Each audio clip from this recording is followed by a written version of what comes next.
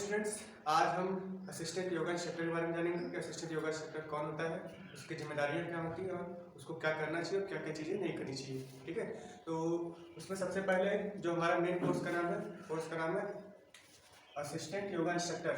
और ये अगर हम बात करें तो ये हमारा कहलाता है जॉब रोल। और जो हमारा सेक्टर होता है, किस सेक्टर के अंतर्गत आता है, इसको हम बोलते हैं health care sector skill councils of India. ठीक है, तो कुछ चीज़ हमको जानी बहुत इंपॉर्टेंट है। First of all job role क्या है हमारा, जॉब रोल का नाम हो जाएगा असिस्टेंट योगा इंस्ट्रक्टर। और सेकेंड चीज किस सेक्टर के अंतर्गत आता है, अब सेक्टर क्या है, एसएससी क्या है और इन सब में क्या चीज़ें होती है। तो ये पीछे वीडियो में हो चुका है, नहीं तो फिर से वीडियो मिल जाएगी उसको। ठीक है, उसके बाद डिटेल में चीज़ें बताई गई हैं। मेन प्रेजेंट टाइम हम लोग का टॉपिक क्या है, कोर्स क्या है, ये क्या है, सेक्टर। इसको जानने के बाद हम जानेंगे कि असिस्टेंट योगा इंस्ट्रक्टर होता कौन है। तो आप अगर कॉमन वे में देखना चाहें तो असिस्टेंट योगा इंस्ट्रक्टर उनको बोलते हैं जहाँ कहीं भी अगर योगा सेशन चल रहे हैं तो योगा करवाने के लिए हमारे पास जो ट्रेनर होता है उसको हम बोलते हैं योगा ट्रेनर या टीचर। जबकि उनके साथ में जो सहयोगी होता है, जो पूरी व्यवस्था को संभालता है कि कितने लोग योगा करेंगे, कहाँ योगा करेंगे और योगा से रिलेटेड जो इंपॉर्टेंट थिंग्स होती हैं वो कैसे मैनेज होंगी, उसकी जिम्मेदारी किसकी होती है, असिस्टेंट योगा इंस्ट्रक्टर की। अब इसमें कुछ चीज़ें आती हैं, जैसे योगा तो ये करा रहे हैं तो असिस्टेंट का काम क्या क्या होगा, यानी किस तरीके से उनकी रिस्पॉन्सिबिलिटीज होंगी और क्या उनको करना है क्या नहीं करना है। तो अगर हम पहले बात करें, योगा को 3 पार्ट में डिवाइड किया गया है, यानी योगा करने के लिए 3 चीज़ें होती हैं। फर्स्ट होता है पूर्व योगा, यानी इसको हम बोलते हैं प्री योगा सेशन पूर्व योग सत्र। अब पूर्व योग सत्र दूसरा होता है आपका योगा सेशन और थर्ड हो जाता है हमारा पोस्ट योगा सेशन।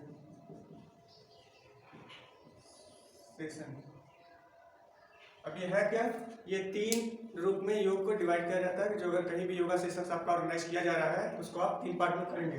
पहला होता है प्री योगा, यानी योगा मेन कोर्स करने से पहले जो स्टार्टिंग में चीज़ें होती हैं, मीन्स हम आएंगे, कैंडिडेट को वेलकम करेंगे, उनका रजिस्ट्रेशन करेंगे, कहाँ आप लोग उनको स्थान में भेजेंगे और पूरी व्यवस्था चेक करेंगे जितने लोग आ रहे हैं उसके लिए हमारे पास पर्याप्त जगह है या नहीं है। ठीक है, और दूसरी बात है अगर योगा सेशन शुरू हो गया तो उसके बीच हमको क्या क्या करना चाहिए, तो उसके बारे में डिस्कस करेंगे। थर्ड पार्ट हो जाता है योगा कंप्लीट होने के बाद हमारी क्या क्या जिम्मेदारियां होंगी। तो सबसे पहले बात करते हैं प्री योगा सेशन, यानी योगा शुरू होने से पहले हमारी क्या क्या जिम्मेदारियां। तो पॉइंट वाइज चीजें रहेंगी। फर्स्ट पॉइंट है हमारा स्वच्छता, व्यक्तिगत व्यवहार व साज सज्जा मानकों का पालन। फर्स्ट पॉइंट हो जाएगा स्वच्छता, व्यवहार, साज सज्जा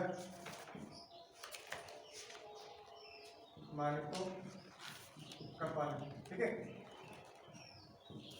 अब क्या होता है स्वच्छता, क्या होता है व्यवहार, क्या होता है साज सज्जा और मानक क्या क्या होते हैं।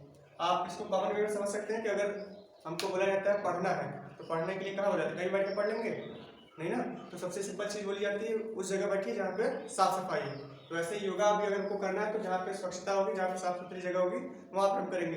ठीक है, व्यवहार यानी आप एज अ योगा इंस्ट्रक्टर है तो सबसे पहले उस पर्टिकुलर संस्थान के रिप्रेजेंटेटिव आप ही होंगे कि जो भी कोई कस्टमर या कैंडिडेट आएगा, प्रतिभागी आएगा आपके पास, तो सबसे पहले किससे डिस्कस करेगा, आपसे मिलेगा। आपसे मिलेगा मतलब आएगा वो आपके, जो अगर प्राइवेट आपके योगा सेशन चल रहा है गवर्नमेंट होंगे तो वहाँ पे भी आप उनको कुछ फॉर्मेलिटीज करवाएंगे, सिर्फ फॉर्म उनका भरवाएंगे जिससे उनका रिकॉर्ड मेंटेन रहे, आगे उनको किस डेट में समय देना है। तो जब भी आप फर्स्ट टाइम उनको वेलकम करोगे तो उनके साथ आप जैसा व्यवहार करोगे वही डिपेंड करेगा आगे वो कितने समय तक आपके साथ जुड़े रहेंगे। तीसरा होता है साज सज्जा मानकों, यानी जहाँ पे आप है योगा करवा रहे हैं वहाँ पे पर्याप्त लाइटिंग है या नहीं है और अच्छे से वहाँ पे पूरी तरीके से वेंटिलेशन की सुविधा है या नहीं है। ठीक है, तो साज सज्जा मानकों में यानी आप कह सकते हो जो भी जितने लोग हैं, यानी अगर हमारा ये कैंपस है, इस कैंपस में हमारे पास 40 लोग, 50 लोग, 100 लोग करने लायक है तो उनके हिसाब से हमारे पास मैटिंग है कि नहीं है, उतनी लाइटिंग है कि नहीं है, स्पीकर की व्यवस्था है या नहीं है, तो सब चीज़ें हमारी आ जाएंगी साज सज्जा मानकों में। और एक इंपॉर्टेंट चीज़ होती है, जैसे अगर हम योगा सेशंस करवा रहे हैं तो क्या होता है, आप अगर एकदम खाली करवाओ, एकदम खाली, वैसे तो कॉमन बोलते हैं कि आप करना चाहिए हमको योगा फील्ड में, यानी ग्राउंड में करना चाहिए, जहाँ एकदम खुला आसमान हो, घास पर बैठ के करना चाहिए। लेकिन सिटी में सारी चीज़ें मिल पाए इतना कंपलसरी नहीं है। तो हमारे पास क्या होता है, हम अपना खुद का एक बढ़िया सा हॉल लेके वहाँ पे योगा करवाने का सेशन लगते हैं। तो वहाँ पे हमारे पास बहुत सारी प्रॉब्लम्स होती है, हमको खुला आसमान तो मिलेगा नहीं, ठीक है, एक बंद रूम की तरह रहेगा, लेकिन हाँ बड़ा हॉल होता है तो वहाँ पे हमको करवाने की चीज़ें आसान रहती हैं।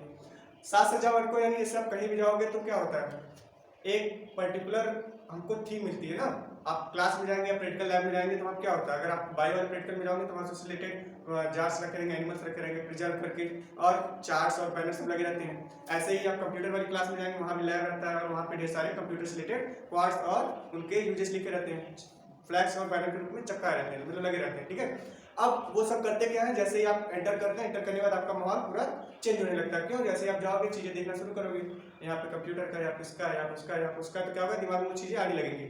नहीं तो अगर खाली रूम में आप जाओ तो क्या होता है, अपना माहौल बनाना होता है, ठीक है। इसको एक तरीके से और समझ सकते हैं, जैसे हम घर पर पढ़ाई करने के लिए बैठते हैं, हमारा मन नहीं लगता, बहुत ज़्यादा एक्सट्री रहता है ना, तो ये बैठते हैं पढ़ने, हमको नींद आ जाती है।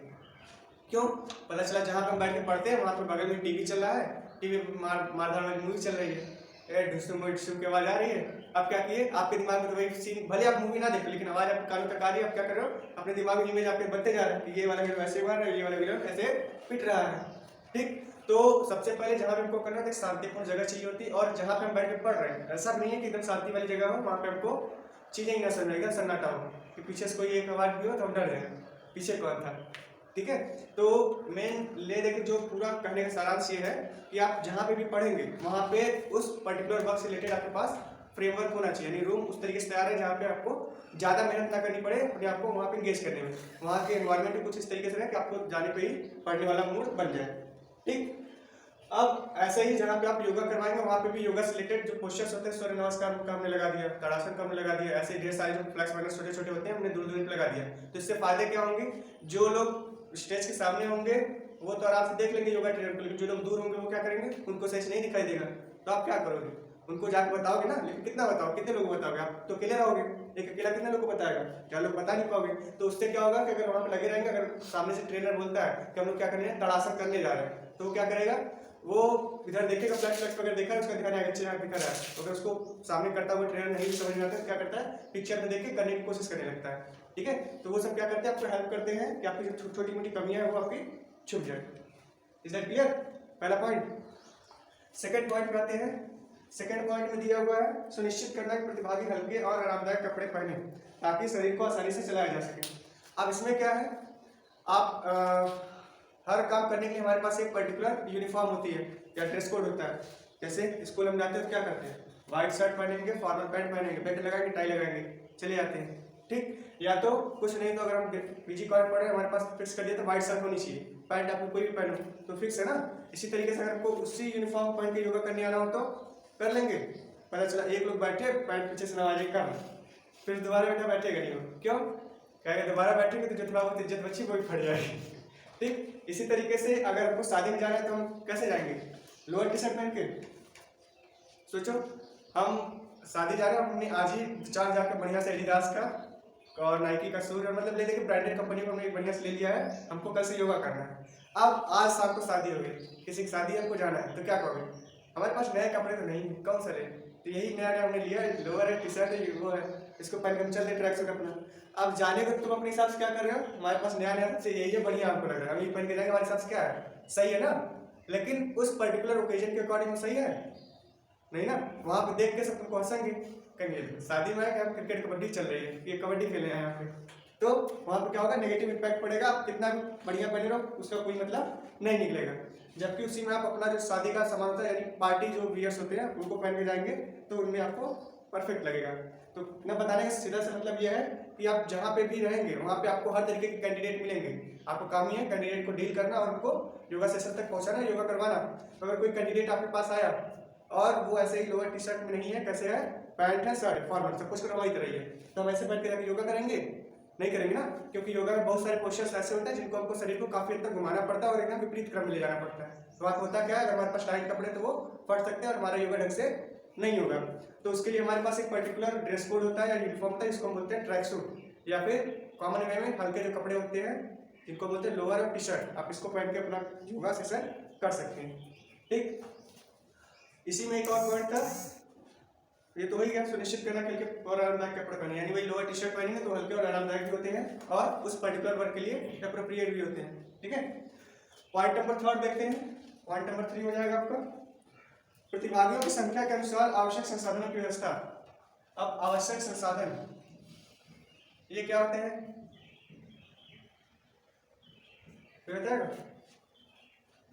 बताइए। आवश्यक संसाधन टॉवल हो गया, मैट हो गया और पीने का पानी हो जाता है। हाँ, चलिए वेरी गुड।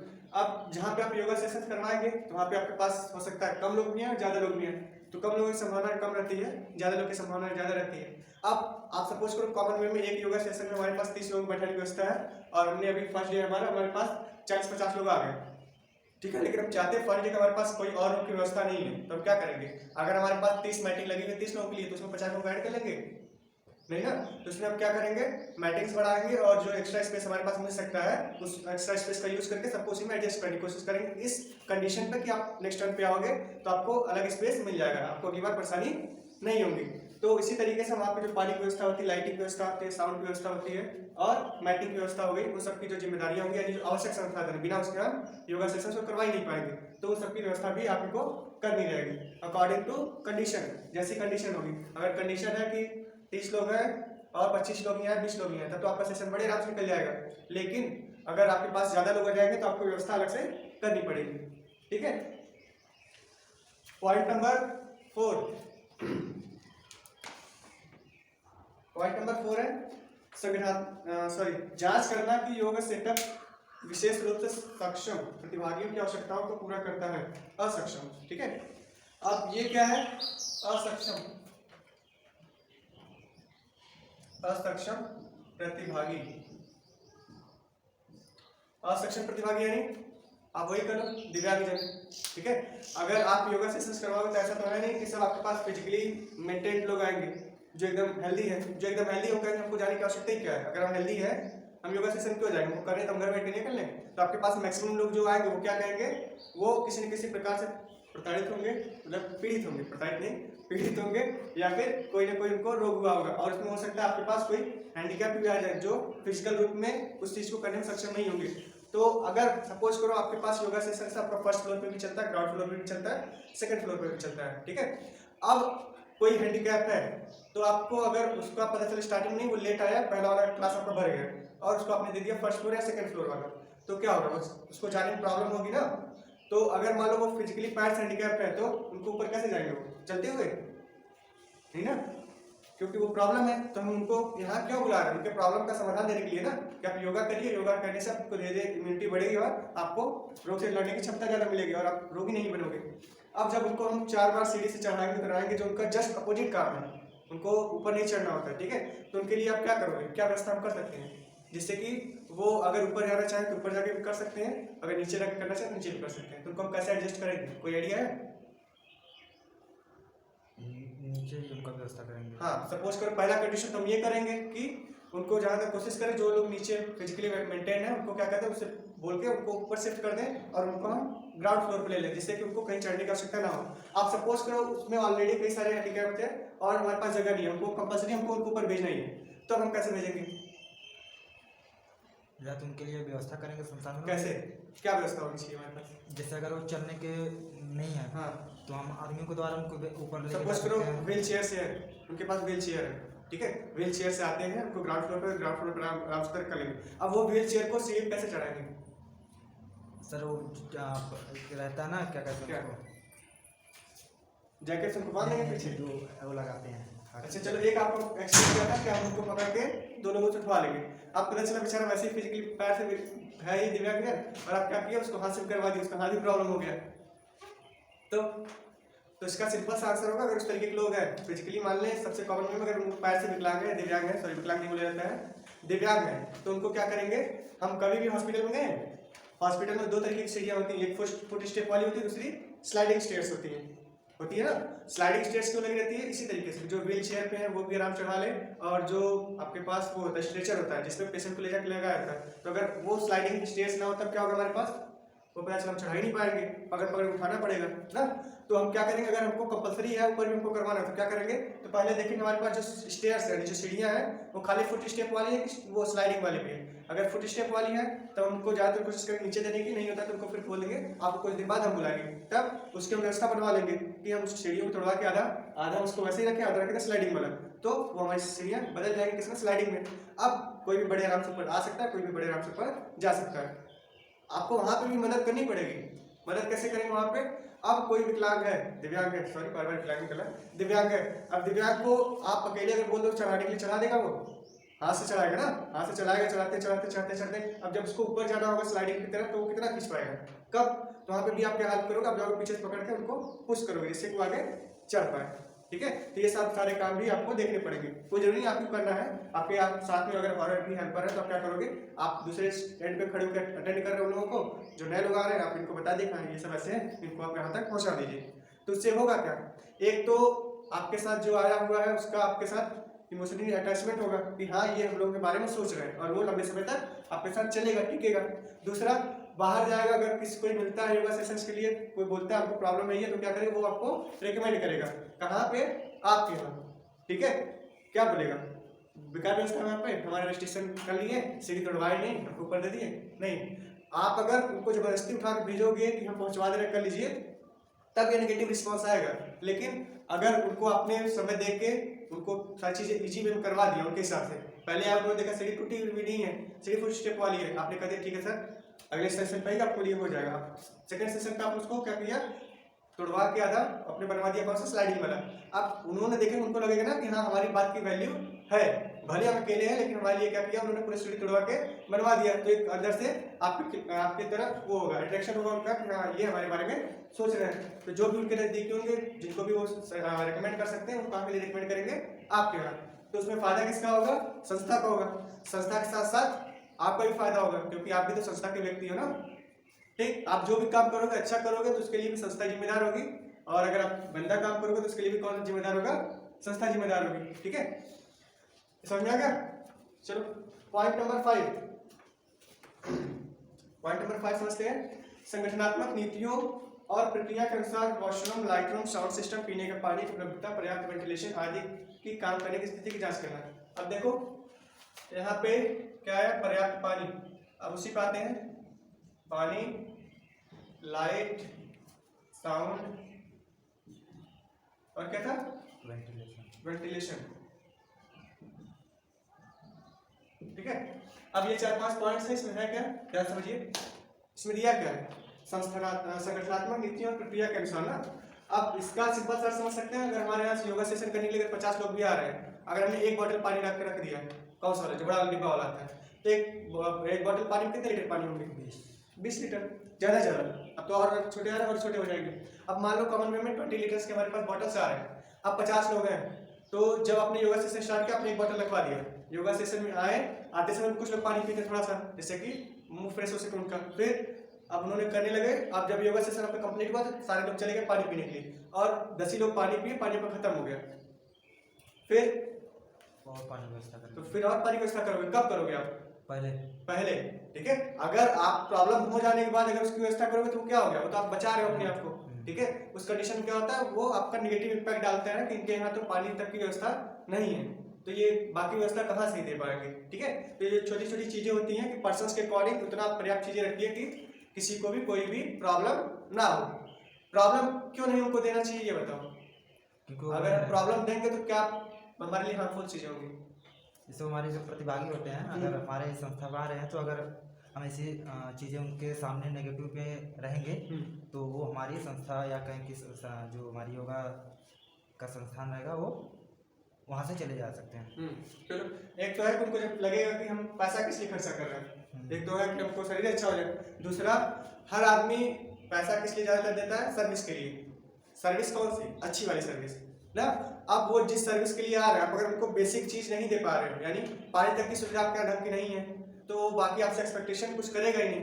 कुछ समय तक देखेगा, अगर आपके यहाँ सिस्टम सही हुआ तो अच्छी बात है, नहीं तो क्या करेगा, धीरे से बिना बताए गायब हो जाएगा, यानी आना वो बंद कर देगा।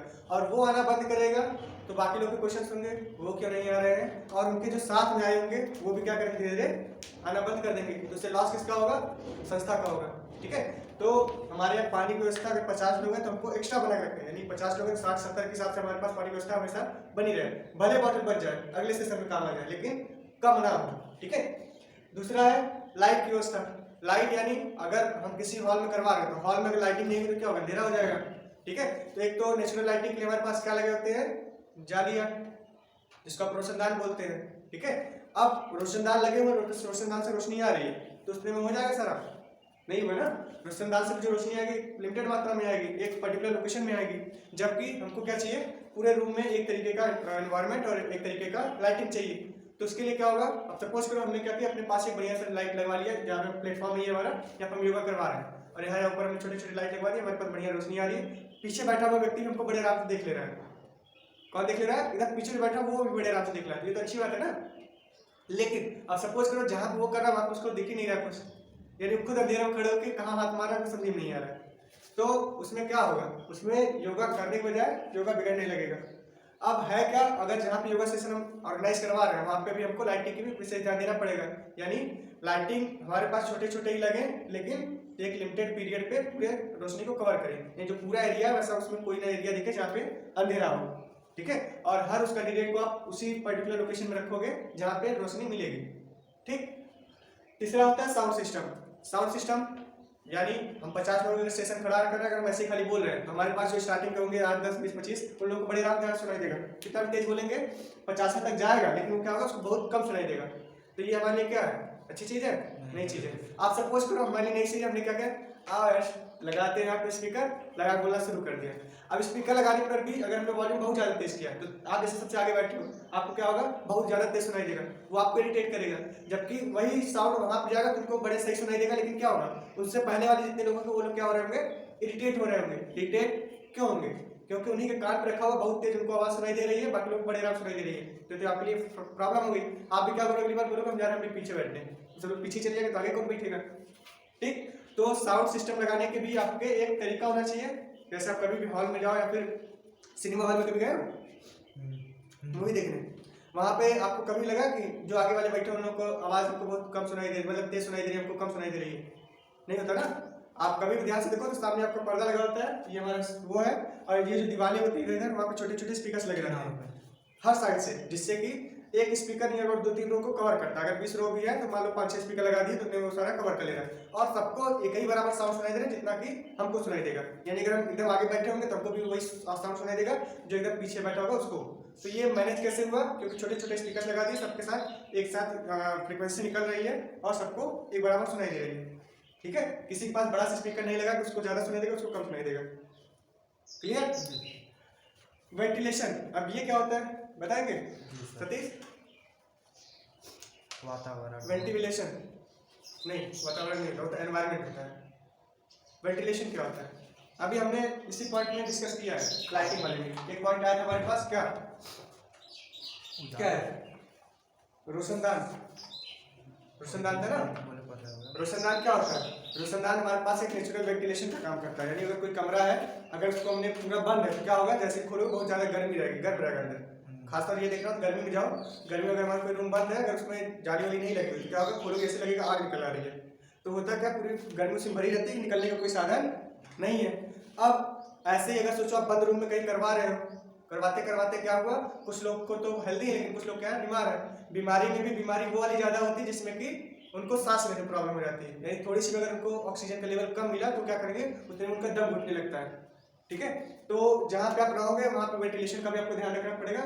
वेंटिलेशन का आप सिंपल से समझ सकते हो, जैसे आप गर्मियों में देखोगे तो जो जालियाँ होती है वहाँ पे एग्जॉस्ट लगाते हैं, एग्जॉस्ट देखते हैं ना, जो फैन की तरह ही होता है, वो क्या करता है अंदर वाली हवा को बाहर फेंकता है, और जो बाहर फेंकेगा तो आपके पास ऑटोमेटिकली जगह बनेगी, तो उसके बाद जो ठंडी हवा होती है वो आपके पास आती रहती है, तो उससे होता क्या है पूरा वातावरण बना रहता है। अगर हमारे पास बड़ा हॉल है तो हमारे पास कई सारे वेंटिलेशन चाहिए, यानी एग्जॉस्ट चाहिए, जबकि अगर हमारे पास छोटा रूम है तो 1-2 लगा देंगे तो भी हमारा रूम का टेम्परेचर बना रहेगा। क्लियर।